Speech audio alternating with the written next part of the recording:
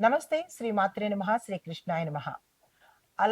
అలా మనం శ్రీ విశ్వావసు నుంచి పరాభవాలోకి అనగా 25 నుంచి 26లోకి ప్రవేశించేసాము. అయితే ఈ తెలుగు క్యాలెండర్ ప్రకారము చాంద్రమాన ప్రకారం మనకి 60 సంవత్సరాలకి అంటే ప్రతి సంవత్సరానికి ఒక్కొక్క కొత్త పేరు ఉంటుంటుంది. అయితే మనకి ఈ 60 సంవత్సరాలలో ఇప్పుడు రాబోయేది శ్రీ విశ్వావసు తర్వాత పరాభవ అనే కొత్త సంవత్సరంలోకి అడుగు పెడుతున్నాము. అయితే ఈ పరాభవ అనే సంవత్సరం మనకి ఎలాంటి సందేశాలను ఇస్తుంది, ఎలాంటి ఫలితాలు ఇస్తుంది, ఈ పరాభవలో మనకి గ్రహాలు ఎలా చలనం చేస్తాయి అనే విషయాలను మనం తెలుసుకుందాము. ఇన్నాళ్ళు యోగాల గురించి చెప్పుకున్నాం కదా. ఇప్పుడు మరి కొత్త సంవత్సరంలోకి వచ్చేసాము.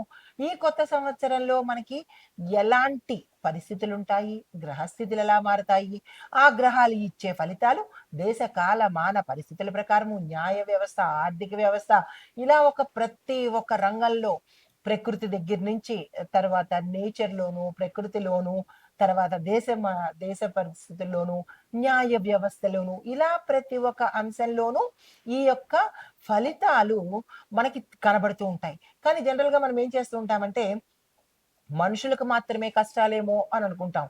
కాదు. దేశానికి కూడా కష్టాలుంటాయి. ప్రకృతికి కూడా కష్టాలుంటాయి. సో, ఇలాంటి కష్టాలుంటాయి, సుఖాలుంటాయి. వాతావరణంలోనూ అన్ని రకాలుగా చాలా చాలా మార్పులు జరుగుతూ ఉంటాయి. అయితే ఈ మార్పులు మనకి ఈ 2026లో ఎలా ఉండబోతోంది అనేది తెలుసుకుందాము. అయితే ఈ తెలుగు పంచాంగం ప్రకారము మనం ఇప్పుడు శ్రీ పరాభవ అంటే ప్రతి దానికి ముందు శ్రీ అనేది పెడతాము. ఎందుకు శ్రీ అనేది పెడతాము అంటే కనుక మంచి జరిగే సంవత్సరాలు కొన్ని ఉంటాయి. చెడు చేసే క్రోధినామ సంవత్సరం అని ఉంది. క్రోధి అంటే క్రోధం అనమాట. సో, ఆ క్రోధాన్ని కంట్రోల్ చేయడం కోసము మన శాస్త్రవేత్తలు ఏం చెప్పారంటే పండితులు, ఋషులు ప్రతి దానికి ఒక మంచి ఉండాలి అని మనకి ఉద్దేశంతో శ్రీ అనేది యాడ్ చేయమని చెప్పారు. సో, యాక్చువల్ నేమ్ పరాభవ అయినప్పటికీ మనము శ్రీ పరాభవ అని చెప్పుకుంటాం అనమాట. అంటే పరాభవము అంటే అవమానాలు జరగడం అనమాట దాని అంతర్గత మీనింగు. కానీ ఆ అవమానాల్లో కూడా మంచి జరగాలి అన్న ఉద్దేశంతో శ్రీ అనేది యాడ్ చేసుకుంటూ మనము శ్రీ పరాభవాలోకి ఎంటర్ అవుతున్నాము. అయితే ఈ కొత్త సంవత్సరంలో గ్రహస్థితులు వాటి యొక్క ప్రభావాలు ఎలా ఉండబోతాయి, ఏ పరిహారాలు మనం పాటించాలి, ఎటువంటి పూజలు పునస్కారాలు చేసుకోవాలి, ఎటువంటి దానాలు చేసుకోవాలి, ఈ అంశాలన్నీ మనము ఒక్కొక్కటిగా తెలుసుకుందాము. అయితే ముందుగా మేషాది ద్వాదశ రాశుల వారికి చూసుకున్నట్టయితే కనుక ఓవరాల్‌గా చెబితే మీకు కన్‌ఫ్యూజన్ ఉంటుంది కాబట్టి, ఒక్కొక్క రాశికి వారి యొక్క గ్రహస్థితులు ఎలా ఉన్నాది అని తెలుసుకుంటే కనుక, మీ గ్రహస్థితులను బట్టి, మీ రాశులను బట్టి ఎటువంటి పరిహారాలు చేసుకోవాలి, ఎటువంటి దానాలు చేసుకోవాలనేది చాలా సులువుగా మీ అందరికీ తక్కువ సమయంలో ఎక్కువ ఇన్ఫర్మేషన్ ఇస్తూ, మంచి జరగాలి అని కోరుకుంటూ, కొత్త సంవత్సరపు శుభాకాంక్షలు. ముందుగా మేషరాశి వారికి చూసుకున్నట్టయితే గనక ఈ కొత్త సంవత్సరంలో 26లో వాళ్ళకి ఎలా ఉండబోతోంది, వాళ్ళ గ్రహస్థితులు ఏంటి అనేది చూసినట్టయితే ముందుగా శని భగవానుడు 12వ స్థానంలో సంచారం చేస్తున్నాడు. రాహువు 3వ స్థానంలోను, కేతువు 9వ స్థానంలోను సంచారం చేస్తున్నారు ఈ మేషరాశి వారికి.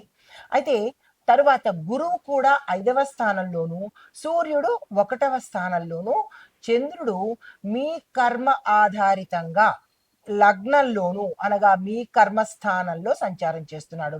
మరి ఈ ఫలితాలు ఎలా ఉండబోతాయి అని చూసే ముందు మరి ఒకటి బుధుడు, శుక్రుడు, కుజుడు ఈ 3 గ్రహాలు కూడా సమయానుసారంగా మీ స్థితిలో వాళ్ళు అంటే సంచారం జరగడం జరుగుతుందనమాట. అయితే ఈ బుధుడు, శుక్రుడు, గుచుడు మనకి ఎలాంటి ఫలితాలు ఇస్తున్నారు అంటే రాష్ట్ర పరంగాను, తరువాత ఆర్థిక, వ్యాపార, ఉద్యోగ రంగాలలో ఎటువంటి ప్రభావాన్ని చూపిస్తున్నారు అనేది చూద్దాం ఈ మేషరాశి వారికి. అయితే ముందుగా మనకి ప్రథమంగా విద్యార్థులతో ప్రారంభించినట్టయితే కనుక ఈ సంవత్సరం మీరు కాన్సంట్రేషను డిసిప్లిన్డ్ గా ఉండాలి. అంటే ఎక్కువగా ఏకాగ్రతతో ఉండాలి.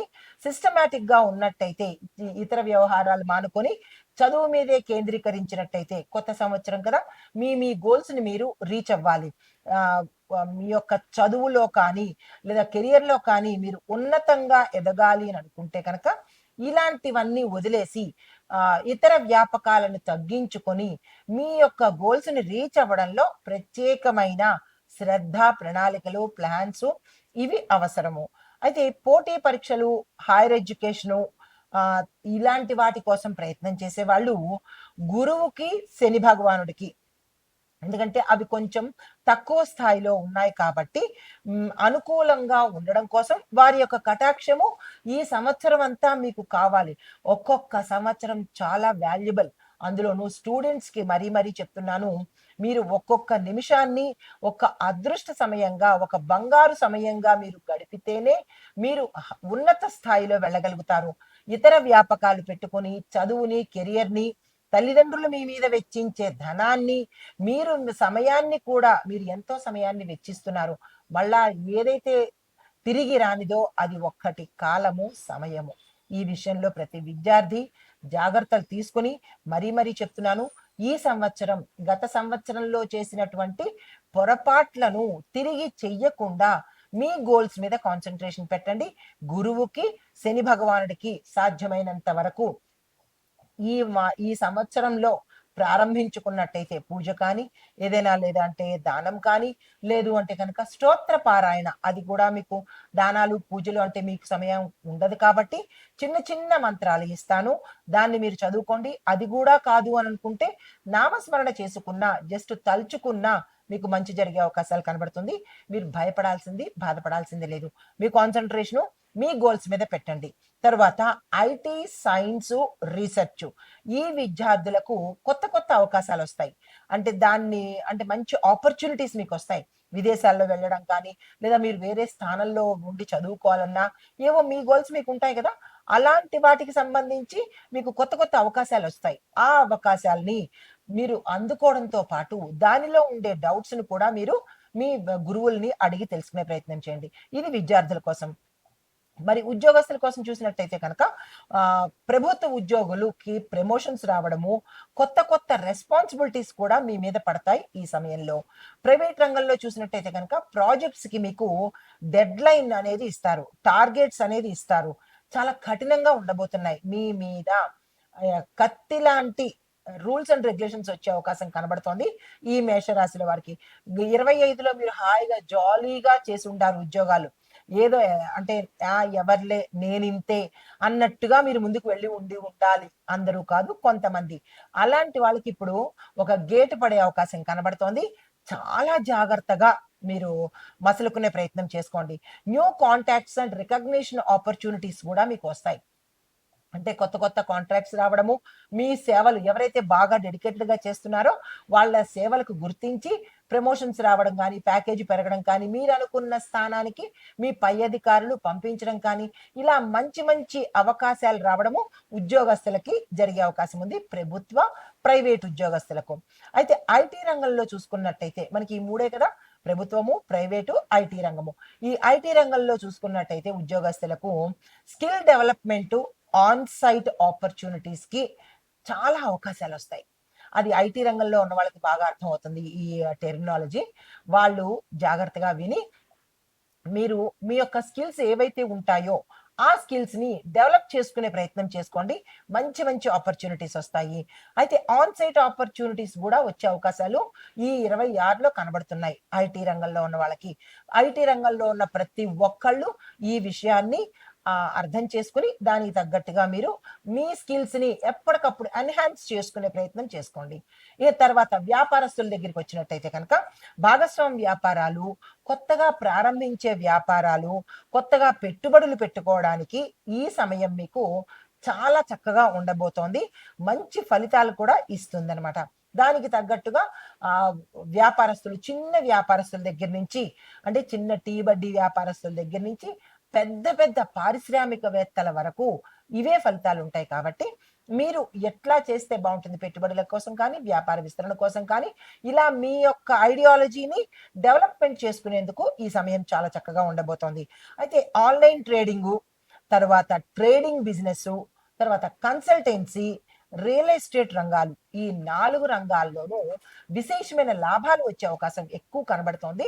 ఆ వ్యాపారస్తులు కానీ, ఆ బిజినెస్ చేసేవాళ్ళు కానీ, మీరు ఏదైతే చేద్దామనుకుంటున్నారో, ఎట్లా డెవలప్ చేద్దామనుకుంటున్నారో దాని మీద కాన్సంట్రేట్ చేసుకోండి.